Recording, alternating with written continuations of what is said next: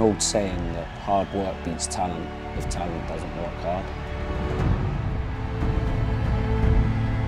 You need passion, you need drive, you need the knowledge, and you have to have a sheer will to succeed.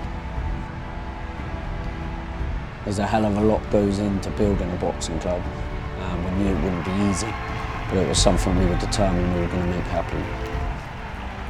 This is Parkstone Amateur Boxing Club, and this is how we started.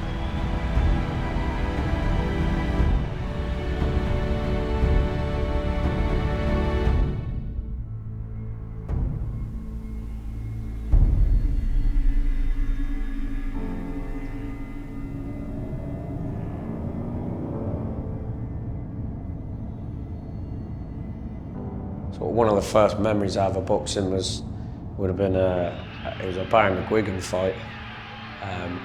And it's strange, after all these years, I've still never really looked up exactly which fight it was, but I just remember he had the guy on the ropes and he caught him with a massive punch, and the gum shield went sort of flying into the crowd. The gum shield goes flying up. It's going to be stopped, I think. Any second, somebody's thrown something in the ring there. That was sort of when I really fell in love with boxing, and that's when I think I made boxing my own, and I suppose, yeah, the love of boxing came from, and it never really went away.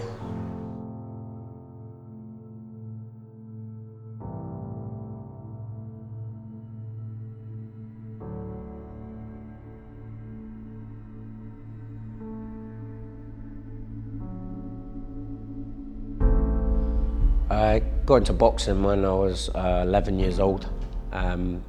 I was always a little feisty one when I was younger. Loved a little scuffle and a scrap. I come from a sporty family, but nobody had ever boxed in the family. My granddad played professional rugby. My uncle played for Bolton when he was younger and played semi-pro when he was older. My dad played rugby himself. So between football and rugby, but nobody was ever a boxer. Just something that basically I always wanted to get into, and I did. I had my first bout when I was 12. And that was the beginning of everything, really.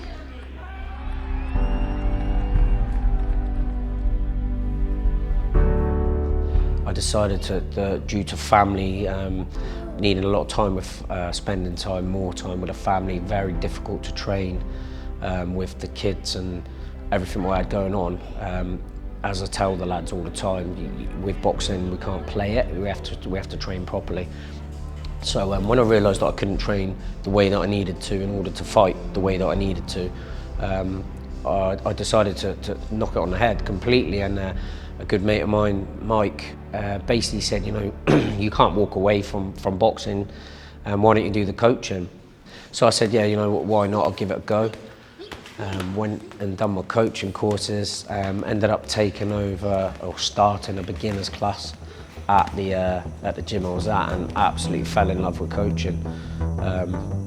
Found that was definitely my first love, and I think I'm better at coaching than ever was as a boxer. And that's something I'm quite happy with and quite proud of, really.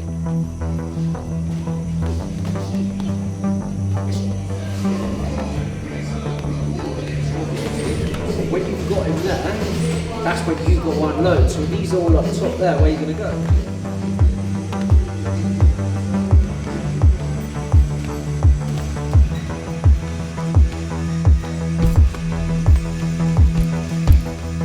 I decided once the door opened into coaching, I left the job I was in and I went into professional boxing. When I moved to the professional gym as a job, it just made complete sense. Basically, I was travelling from gym to gym, and it had all the facilities I needed. It suited myself better. That's at the end of the day in life, you know, you have to make sure that you and those closest to you are looked after. And it was most definitely the right decision, and one I've never looked back on.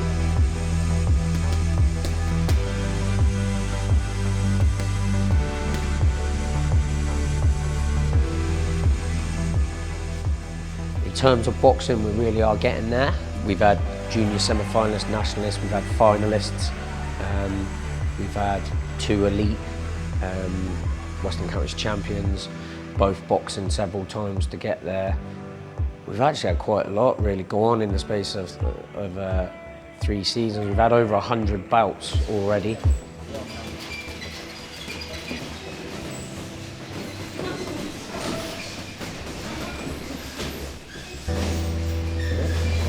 All improving, and you're improving throughout the session.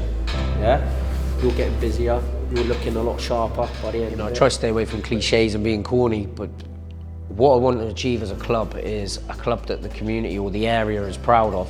And I really do mean that.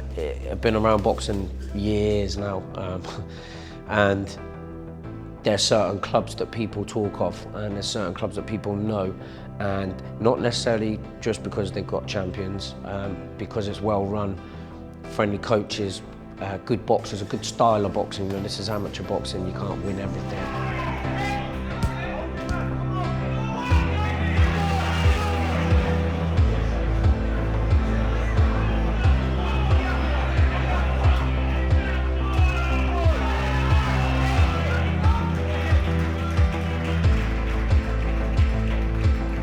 Coaches I've got have been absolutely exceptional. Everybody puts in so much hard graft. Without them, there's no way I could do it. There's no way the other lads in the gym could do it.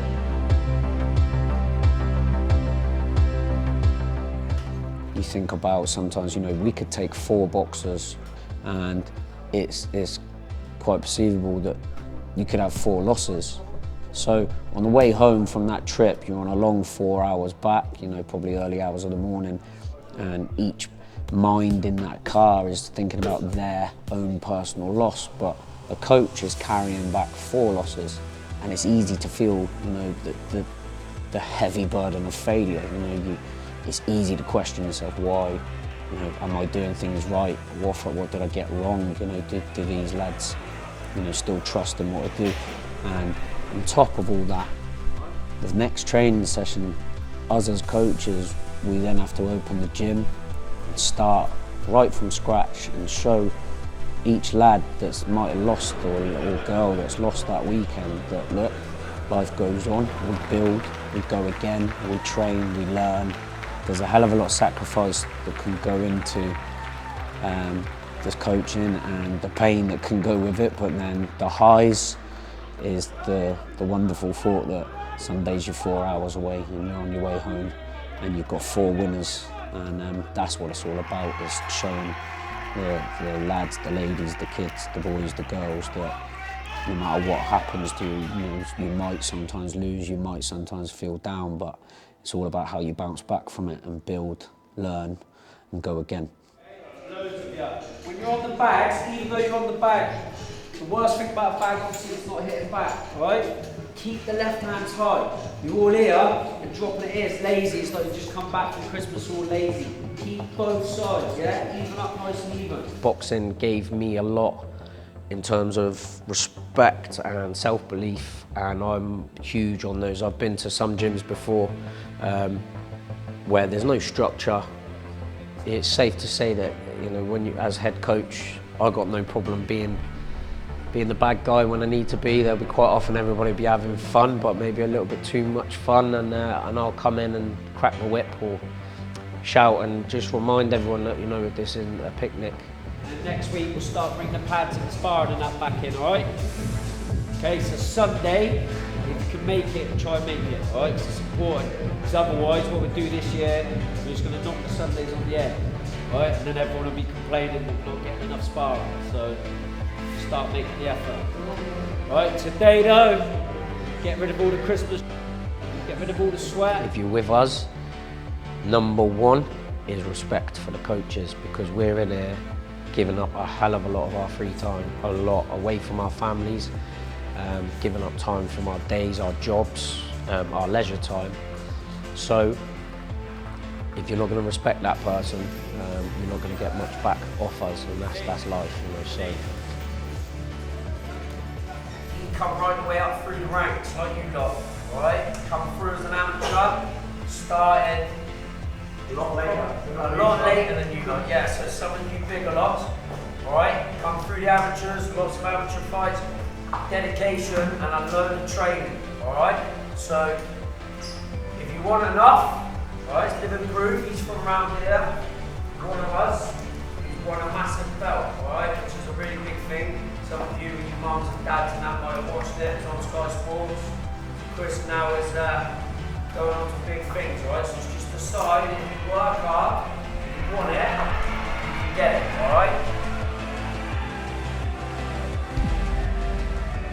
We've now got 2 amateurs come through and are both successful so far in the professional ranks. Lee Cutler has gone on and done brilliant things and is continuing to do so, and Jack Simpson turned professional. There's also others in the pipeline that have asked about turning professional, and that is, as I say, it's a lifestyle, it's a life-changing thing, so it's not something that I just say, yeah, go for it. There's some lads that I would probably say it's probably not for you.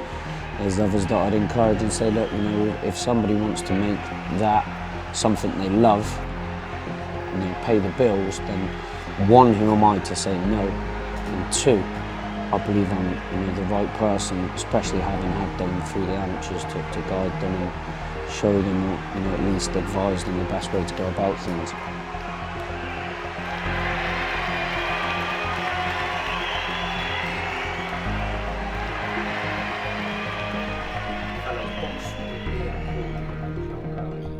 Committee being the sort of backroom stuff, the people who you don't really see and go so, without all the hard work what they put in. Again, so many things wouldn't run smooth and so many things would be hard. The thing about the committee is they all go about their work unassumingly and they don't ask for any praise for it. But without them, life would be so hard, and I'm forever grateful for everything what they've put in and all the hard work they have done and still continue to do for the club. We've now really got a community feel to this club. We've got a club where I truly believe and think that people are proud to be part of. We've got kids off the street. I know it sounds cliche, but not just off the street these days, unfortunately, it's more off the Xbox. So it's such a nice feeling when that happens to realise that, we are actually doing something really positive in the area. And as a club with coaches and the committee, we've actually really have developed something worthwhile.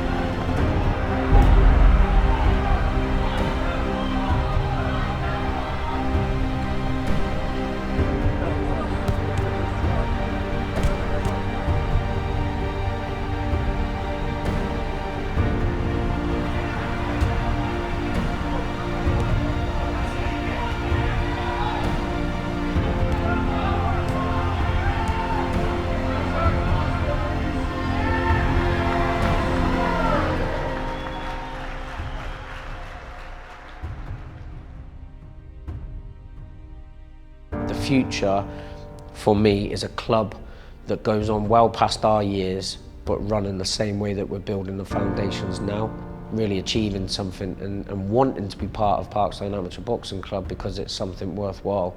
I don't think you can get more successful than that in years to come.